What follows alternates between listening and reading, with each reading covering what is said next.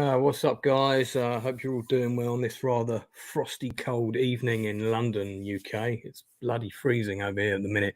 So I wanted to talk really briefly before later on tonight. We've got our Danny Webb interview coming up in less than an hour and a half. So if you're a fan of Alien 3 or you just like listening to good advice from fantastic actors who've been in the industry for over 4 decades, then tune in.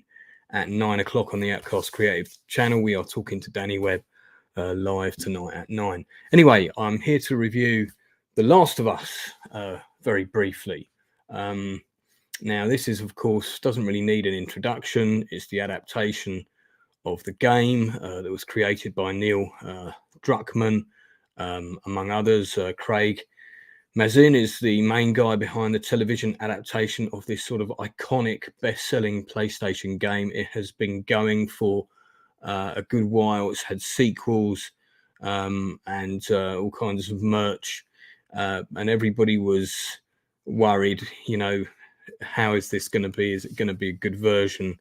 Well, let's talk about it quickly. So first of all, caveat, I'm just going to tell you, I have never played the game. I don't have a PlayStation. I have an Xbox. I'm about to get a PlayStation. Well, I plan to get one in 2023. Maybe not right now, but certainly soon. But I've never seen the game. I've seen it being played, but I've never played it. I don't know the story particularly well. I know the basics. So I can't say, is this a good adaptation of the game? But I don't think that's important, because I think what's important with any adaptation is, does it work as a show? Does it work as a good piece of television drama? And the answer to that, hands up, is absolutely yes. For me, this was really gripping from the get-go. I really like the slow burn into the story, the introduction of the characters, taking time, very important, setting up stakes and objectives, and then this horrible sledgehammer at the end of the first act where we lose one of the main characters, and then we flash forward 20 years and the world has changed. So for those people that don't know, it's basically about a pandemic outbreak that affects the entire world, a bit of a zombie-esque story. People become known as the infected, and the continent of America is divided up into safe zones and colonies that have established in the sort of outcome. It's a bit Mad Max meets George A. Romeo's Day of the Dead. Pedro Pascal's really good in the lead role. I really enjoyed his performance. I thought he was excellent. I thought Nico Parker, who plays Sarah Miller, his daughter, also a really outstanding performance from her. She's quite early on in her career. You have cameos from the wonderful Christopher Haydow, who you guys may have seen from the Western series Hell's Wheels. And then you've got John Hannah, who's been in everything from The Mummy to Taggart, Four Weddings and a Funeral, also doing a cameo as a Dr. Newman. I have a feeling these characters are going to pop up again. The fantastic Brendan Fletcher, who's a really good character actor, also pops up in the show, and he's an actor that I really like. I've been keeping an eye on his career, and he's done some outstanding work. But probably the most important casting is Bella Ramsey. Now, I was watching her and I was thinking, where do I know her from? In the role of Ellie.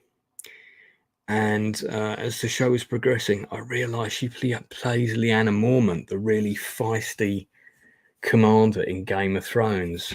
And I remember when I was watching that episode, turning to my friend and saying, that girl's got a firm career ahead of her. She's gonna be a really big name one day. Well, she's just bagged the lead role in The Last of Us.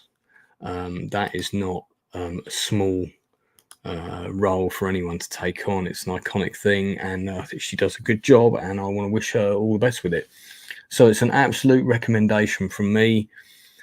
First episode, very good. I look forward to watching the rest of the show. I don't know how many seasons are planned, but I know that the whole story is already done, and I think it's going to stick fairly closely to the game.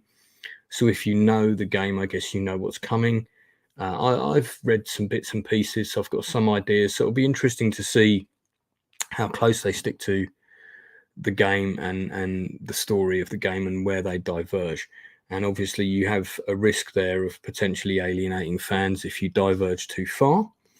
But then you also have a risk of kind of no surprises for those people who are inherent fans of the game, and that's why they're watching. If it sticks entirely close to the source material, I suspect that it will be 70-30, and there'll be a couple of surprises, but I suspect that they will stick fairly close. They'll try and make it a faithful adaptation, because I think that's what everybody wants to see, and rightly so.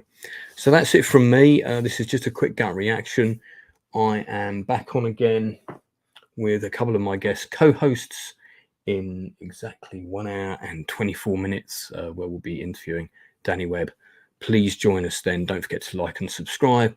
If you've got some comments about The Last of Us, I'd love to hear them. Put them in the thing below.